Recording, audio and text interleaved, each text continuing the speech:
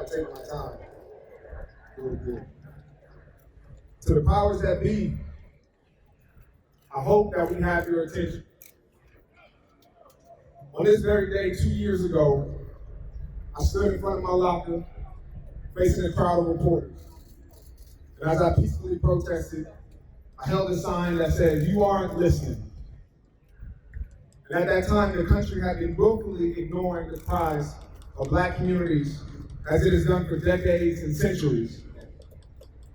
We've continued on our path towards normalcy with slow, small steps toward change. But I think the people have made themselves clear that right now is when we want that change. Our voices will no longer be ignored. So I say again, I hope that we have your attention. Black people are a beautiful, intelligent, resilient, resourceful, loving, loyal, and prideful people. Yet behind this beautiful skin lies the burden that comes with such a gift. Generation after generation, we have passed on this baton of pain and trauma. The pain that comes from watching people who look like you die at the hands of those who took an oath and to serve and protect. The trauma of watching no one be held accountable for those deaths. We pass on the psychological damage from consistently seeing ourselves corralled into prisons.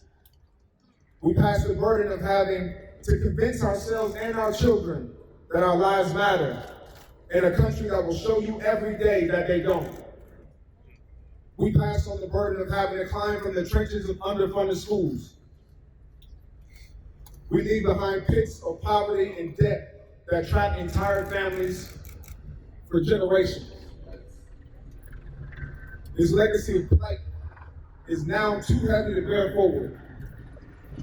Our citizens, both old and young, Black and white, and everything in between, have flooded these streets around the country, saying loudly, "This ends here." Yes. We are boldly refusing to participate in this legacy of plight and oppression any longer. We are rejecting what we consider to be normal and unwaveringly demanding a new path. We want to pass on a legacy of freedom and prosperity.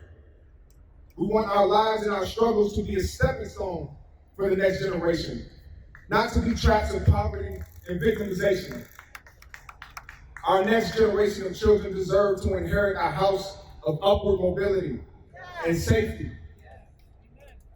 They deserve it right now, and we have the opportunity to provide it.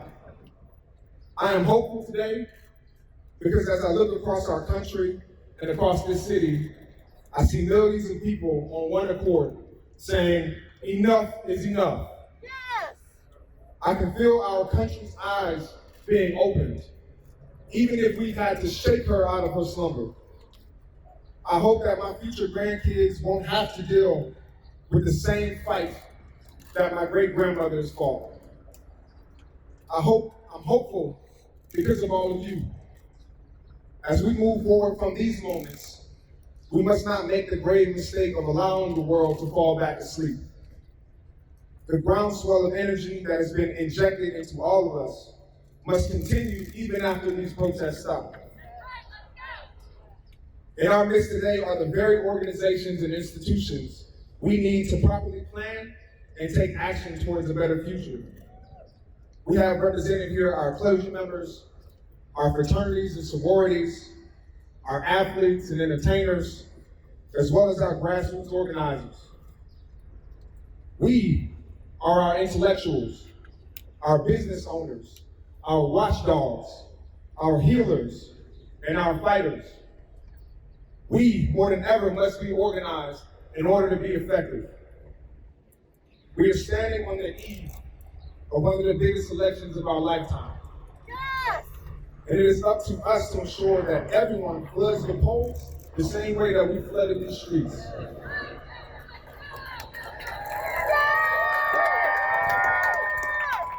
By any means necessary, we must get people registered, informed, and participating in the November election.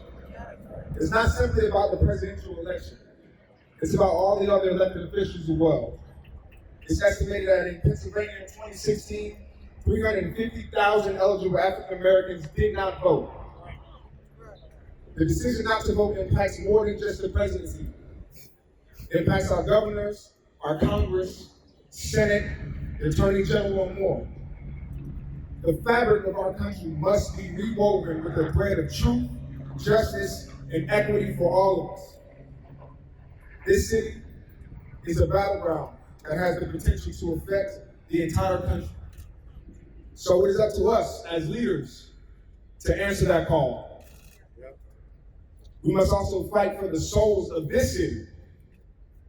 We demand for the divestment from the police department and the prisons. And we ask you to invest that money into Black business, Black education, Black housing, and Black wellness. Our city belongs to its citizens, and we must demand that our citizen review boards have real teeth and real power, so that we have the ability to govern accountability. Watch closely where your mayor decides to invest our tax dollars. Do not let the rhetoric of crime on the streets muddy our vision for a new way. Investing millions into a department, especially one that has not shown to possess the moral authority required for such responsibility, has been done before, and it doesn't work. It ultimately leads to the over-policing and criminalization of Black people. We want our city to invest in its people. And if there is to be any investment into the police, it should be for non-law enforcement response corps that can respond to high-risk situations. The police have proven that they are not equipped nor trained to deal with issues of homelessness or mental health. We all, including the police, should be asking for the city to invest money in a responder corps of social workers and trauma doctors to deal with the various complex needs of our communities. I am convinced that an investment in people, significantly, or specifically the alleviation of Black people, will help restore our city's future. Poverty is growing worse as we deal with the effects of a pandemic. And it requires us to focus on economic justice as we help our communities of color recover from the disproportionate damages of the status quo. To be clear, an investment into our communities does not mean that you gentrify us out of our homes. It means creating an ecosystem that keeps families in place and provides them with a better environment in which to thrive. We must be committed to improving the lives of our citizens, not passing them away to be out of sight and out of mind. All of you have an opportunity to contact City Council and get your voices heard. Convince our mayor and elected officials that an investment into our parks and recs and ancillary programs, instead of making cuts, is necessary to keep our youth engaged and off the streets. The budget hearing for law enforcement is June 9th. June 9th. We expect all of you to email, to call, and show up.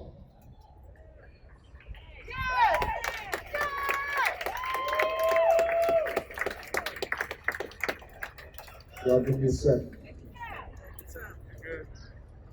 I'm hopeful because unlike 2 years ago, I feel like the voices of the people are being heard. And now that we have their attention, it is time to collectively attach our demands to our votes. We stand firmly in solidarity with the families of Ahmaud Arbery, George Floyd, and Breonna Taylor, and demand for true accountability in the forms of convictions. We will not rest until we flip this system on its head and establish true liberty and justice for everyone. I want y'all to repeat after me. Black votes matter. Black votes matter. Black wealth matters. Black wealth matters. Black voices matter. Black voices matter. And most importantly, Black lives matter. Black lives matter. Thanks to you all. I love you. Thank you for being here.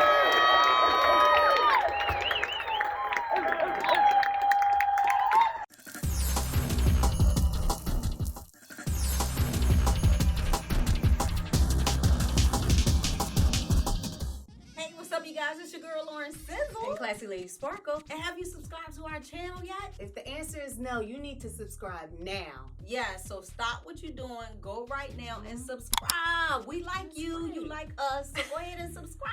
Come on over. Be a part of the family of We Talk Weekly and subscribe to our YouTube channel. So what are you waiting for? Subscribe Now.